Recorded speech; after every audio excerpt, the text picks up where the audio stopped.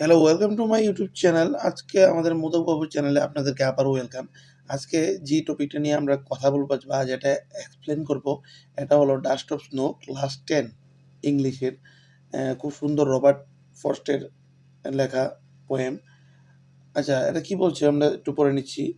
The way a crow shook down on me the dust of snow from a hemlock tree and has given my heart a change of mood and saved some part of a day I had root root দেখো বন্ধুরা, এখানে বলার চেষ্টা করছে লেখক যে শীতকালীন একটা দিন ছিল, গাছের মাথাগুলো কি আছিল তুষারকণ্ডে ভরে আছিল।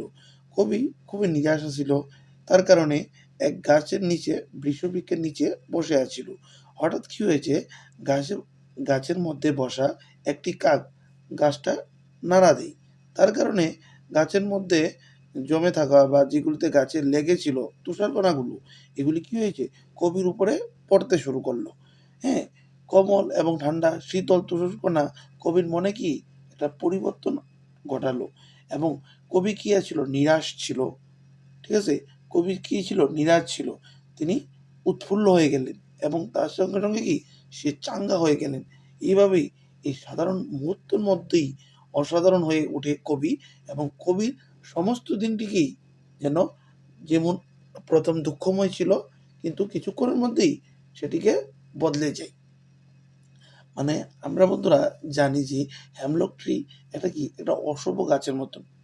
ঠিক আছে, এখানে কবি সাধারণত কি হয়েছে, একটা ট্রিয়ের নিচে দিয়ে বা ট্রিয়ের এখানে বসে রয়েছে, একটা কাক গাছে ছিল বা তুষারকণাগুলো কাকের ওখানে নাড়া দেওয়ার কারণে ডালাগুলো তুষারকণাগুলো কবির শরীরে পড়েছে।